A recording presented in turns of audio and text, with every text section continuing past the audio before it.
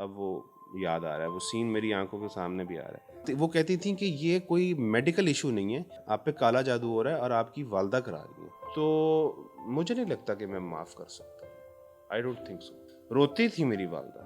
नाज़रीन, आपने अक्सर सुना होगा कि माशरे के अंदर मर्द को बहुत से अलक़ाबात से नवाजा जाता है। कभी उसको खुद गर्ज़ कहा जाता है, कभी उसको बेवफ़ा कहा जाता है, कभी उसको संगदिल कहा जाता है, कभी उसको ज़ालिम कहा जाता है। लेकिन हर मर्तबा ऐसा नहीं होता।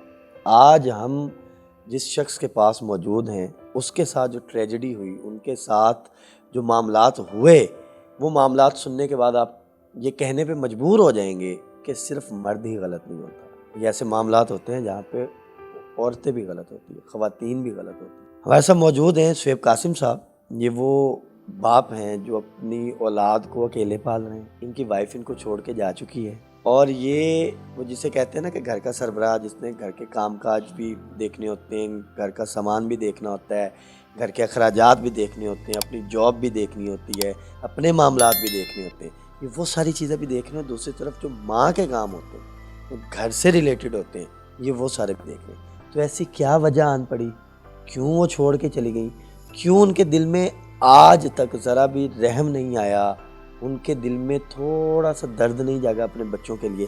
ये सारी वजूहात हम जानेंगे शुएब कासिम साहब। अस्सलाम वालेकुम। वालेकुम अस्सलाम जी, कैसे हैं आप? ठीक ठाक हैं? अल्हम्दुलिल्लाह। शुएब साहब, आप सुनाएं, आप ठीक हैं? अल्हम्दुलिल्लाह जी, बिल्कुल ठीक है। अच्छा सर, बड़ा एक अजीब किस्म का मामला, हमने आपके इंटरव्यू जब सुने, हमने आपसे बातचीत भी की, हमने देखा जो दूसरों ने आपसे बातचीत की उसे भी, आपके बकौल आपकी मिसेज आपको छोड़ के चली गई, उन्होंने अलहदगी का फैसला लिया। तो ऐसी कोई मतलब पैसा को बहुत बड़ी चीज़ तो नहीं होती, जिस तरह आपने बताया होगा कि पैसे की वजह से, क्या सिर्फ पैसा था? जो फाइनेंशियल प्रॉब्लम होता है ना, उससे बहुत सारे छोटे छोटे और प्रॉब्लम्स क्रिएट होना शुरू हो जाते हैं। फाइनेंशियल प्रॉब्लम तो बेस बनती है ना किसी भी चीज़ की, तो बेस यही थी, फाइनेंशियल प्रॉब्लम। और दूसरा ये था कि मेरा एंग्जाइटी का इशू था। मैं काफ़ी दफ़ा ये बता चुका हूँ, मैं टीन एज में ही बिज़नेस में आ गया था और रिस्पॉन्सिबिलिटी उठा ली थी। और शादी में भी फिर बड़ी मुश्किलात आई। तो ये दो टेंशन्स मेरी ज़िंदगी में ऑलरेडी चल रही थी। एक शादी करने की कि जी शादी होनी है यहाँ पे, और एक घर बनाने की। उसकी वजह से मेरा नर्वस ब्रेकडाउन हुआ और बड़ी यंग एज में हुआ। उसके बाद मुझे पैनिक अटैक्स वगैरह स्टार्ट हुए और उनके नॉलेज में भी था कि ये मुझे इशू है एंग्जाइटी का। तो ये दो मेन फैक्टर बने थे जी, एक फाइनेंशियल प्रॉब्लम, और शादी के बाद फिर फाइनेंशियल प्रॉब्लम जो है आहिस्ता आहिस्ता बढ़ते गए। तो मैंने उनको मशवरा भी दिया, मैंने कहा कि आप बेकिंग कर लें या कोई कुछ, मैं आपके साथ मार्केटिंग में साथ देता हूँ, फेसबुक के ऊपर, इंस्टा के ऊपर।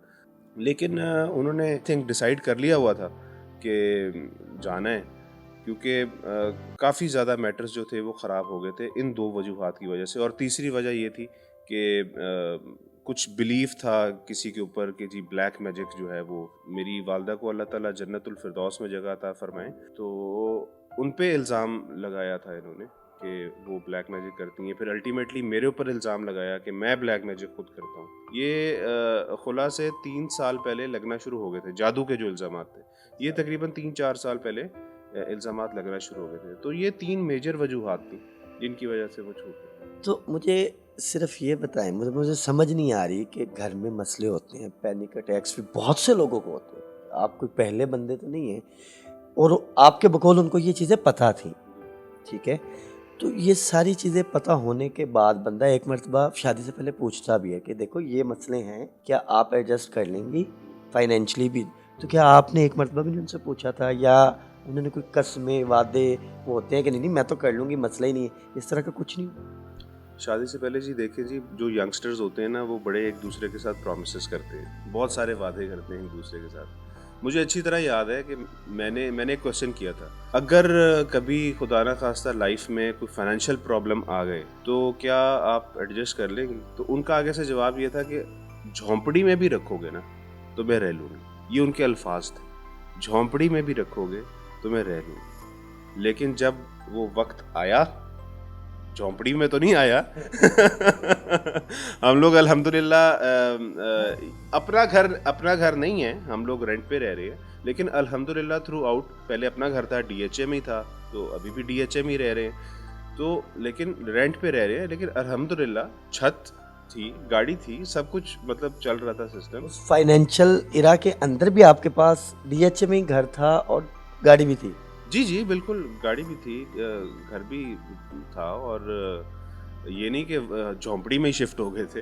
तो बच्चे भी जा रहे थे स्कूल, तो सब कुछ ठीक चल रहा था।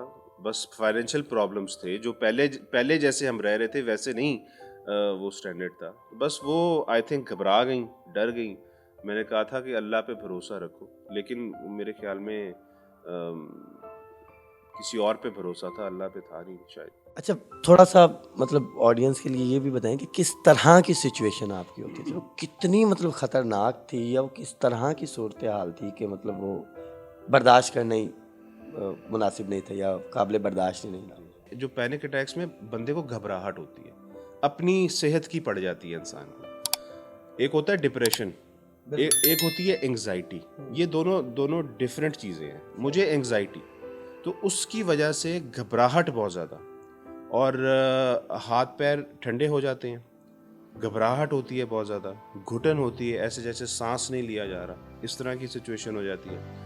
और खौफ होता है, एक अनजाना सा खौफ होता है, और नहीं पता चल रहा होता बंदे को कि क्यों होता है। ये चीज़ आहिस्ता आहिस्ता डेवलप होती है। आप टेंस रहते हैं, आपको जो टेंशन्स होती हैं उसकी वजह से जो है ना, ये आहिस्ता आहिस्ता डेवलप होती है चीज़, और एकदम से वो पैनिक अटैक होता है। और उसके सिम्टम्स में यही होता है कि हार्ट बीट ऊपर चली जाती है 150, 160, 170 पे। ये वो मानती नहीं थी बेसिकली।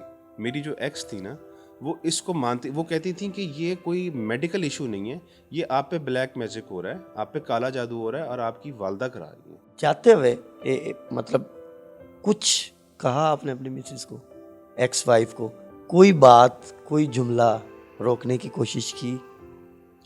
जिस दिन वो जा रही थी जी, उस दिन तो मैंने कुछ नहीं उनको जुमला कहा, क्योंकि उससे पहले वो जा चुकी थी।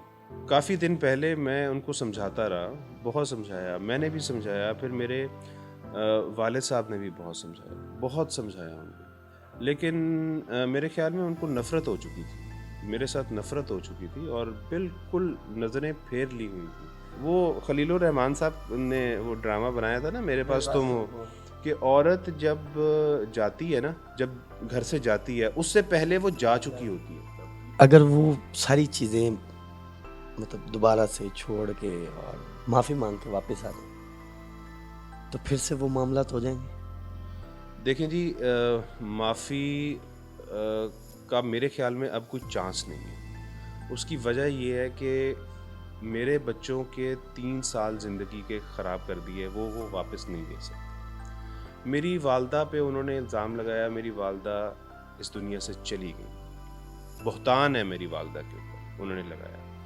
अब वो मेरी वालदा माफ़ करेंगी या नहीं करेंगी, वो क़यामत के दिन डिसाइड होगा, ठीक है। और फिर मेरे ऊपर बहतान लगाया हुआ है, तो ये पूरी फैमिली डिस्ट्रॉय कर दी है फैमिली। तो मुझे नहीं लगता कि मैं माफ़ कर सकता, आई डोंट थिंक सो। जो आपके साथ हुआ वो तो शायद वापस नहीं आ सकता, लेकिन इस वीडियो के ज़रिए हम ये पैगाम ज़रूर दे सकते हैं कि खुदा का वास्ता है, ये जादू टोने, ब्लैक मैजिक और लोगों की बातें, और ख़ास तौर पे जाली पीरों की, जाली आमलों की बातें सुन के अपने घर को बर्बाद मत किया करें। जब एक औरत या एक मर्द अपने घर को बर्बाद कर रहा होता है, तो ये याद रखा करें कि वो सिर्फ दोनों की ज़िंदगी बर्बाद नहीं होती, 2 फैमिलीज़ बर्बाद होती हैं, 2 नस्लें तबाह होती हैं। तो खुदा का वास्ता है, इस वीडियो को ज़्यादा से ज़्यादा शेयर करें, उन लोगों तक पहुंचाएं जो शायद इस बारे में अभी नहीं सोच रहे। इसी के साथ इजाज़त दीजिए, अल्लाह हाफ़िज़।